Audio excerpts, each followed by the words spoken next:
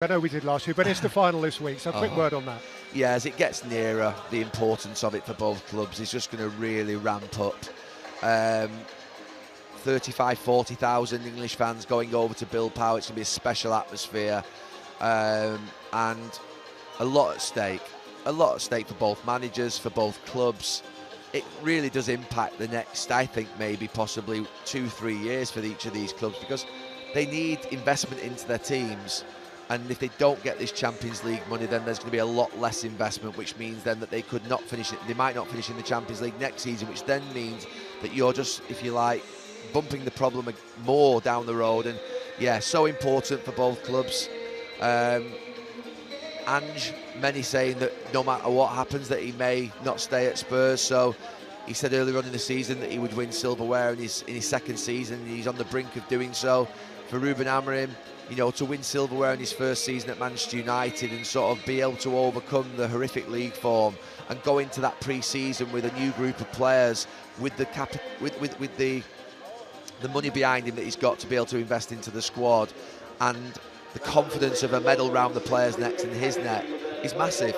So it's huge on Wednesday, and I said from the moment that those two teams went through, I've got a sickly feeling about it. I won't look forward to it on Wednesday, to be honest with you, from a point of view as being a United fan, until it's over and hopefully United have won. But I know Tottenham fans will be thinking very differently.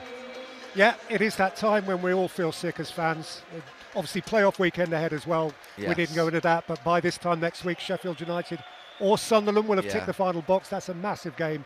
Last weekend of the Premier League. A series of £100 million football matches, Peter. Exactly that, Gary. Exactly. What football was designed for? Was it? Okay. I don't think so. Well done, Gary. Thank you very much. Thanks.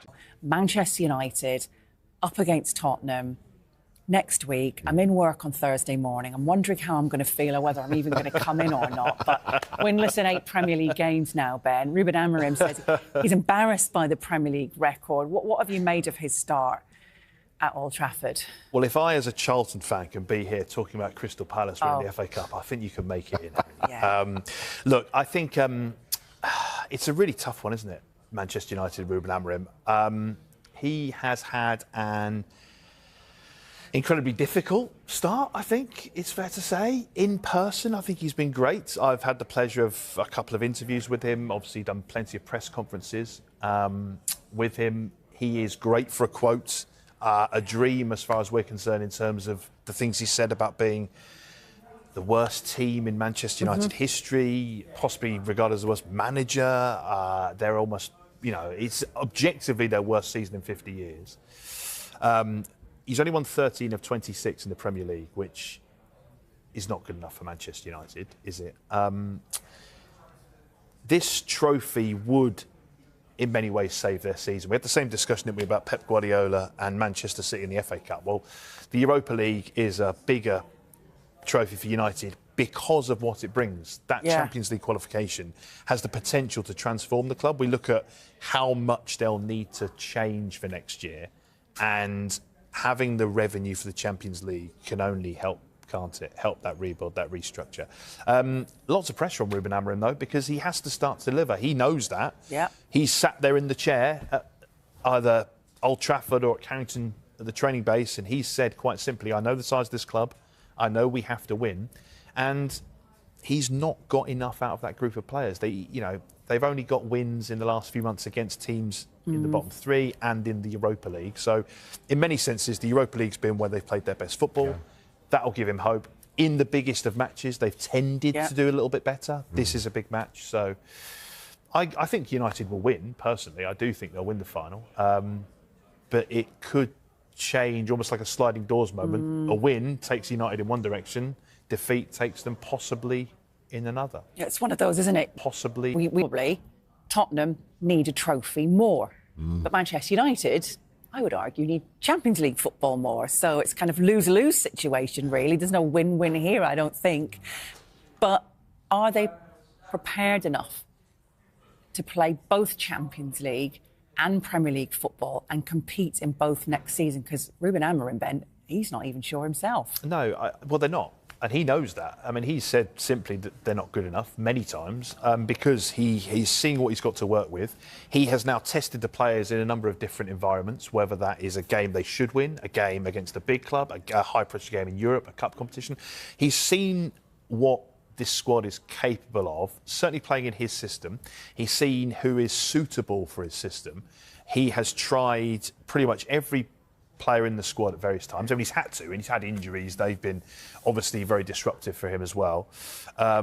He's tried some youngsters who he has, I think, cherry-picked to play specifically in positions where they maybe don't have the cover. I'm thinking of maybe Harry Amas coming in, for example, on the left, that kind of wing-back role, which is so crucial to his system, isn't it?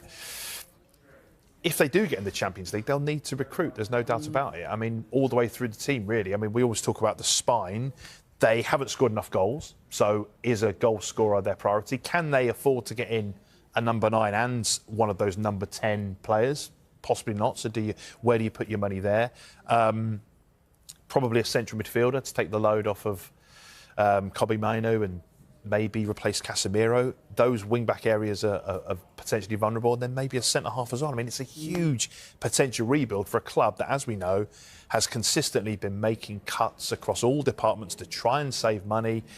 The owner saying that they would have gone bust if they'd not taken the measures they had to restructure. It's a tricky situation. It really is. Listen, Martin Samuel in the Sunday Times today, he actually believes that whatever happens in the Europa League final, they've got to stay with Ruben Amorim. And he says, despite all the points differentials, all the points that are trending downwards and all of the statistics, he says that, look at the pull quote at the bottom of the screen. If he went, those who put him in that position would need to go too. And here's why. He says, when they came knocking, he said at that point, I would rather come at the end of the season, not now. He said, I'd rather come when I could get my own players in, play the way that I want to play, rather than now with players that are totally unsuited to the style of football that enabled me to dominate Portuguese football. And what was said to him at the time was, if you don't come now, then we're going to get someone else and the opportunity might not come again. So it's got to be now.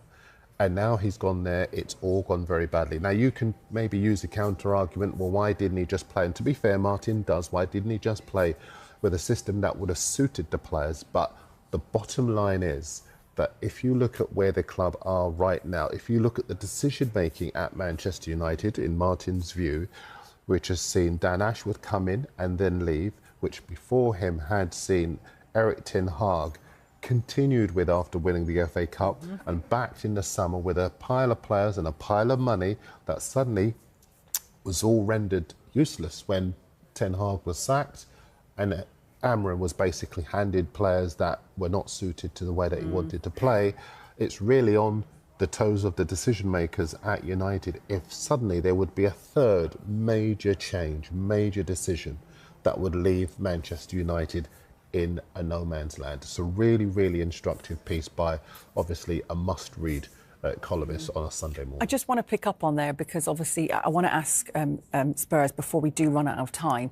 It's for better or worse here, but is divorce inevitable for Ange and Tottenham regardless of what happens, Darren? Yeah, I think it might well be the case. But I'll tell you what's interesting about this one. Well, two things. Harry Redknapp in The Sun says today that actually he thinks Spurs have got a better squad and a better chance of winning the Europa League. The second thing is you do wonder whether Ange himself might take the chance to say, you know what, I'm going to walk away. He's done it a couple of times before when he's answered criticism by winning something and then walking away at his previous clubs. Could that be the case again with him right now? Because he is 90 minutes away from vindicating his claim that he always wins something in his second season. He's been open about the fact that he's been fighting a losing battle himself, trying to answer his critics. Now he's got the chance to do that. And what a mic drop it would be if he were to win the Europa League, get Tottenham into the Champions League, and then say, you know what, thanks, I'm off. What are your thoughts on that then? I mean, I like the idea of the Louis van Gaal moment, I have to say. You know, trophy, place it on the table in the press conference and basically say, that's me, I'm done. Thanks, mate. I've got an element of sympathy for Ange Postecoglou. They have been ripped apart by injuries. Think about how they started the season.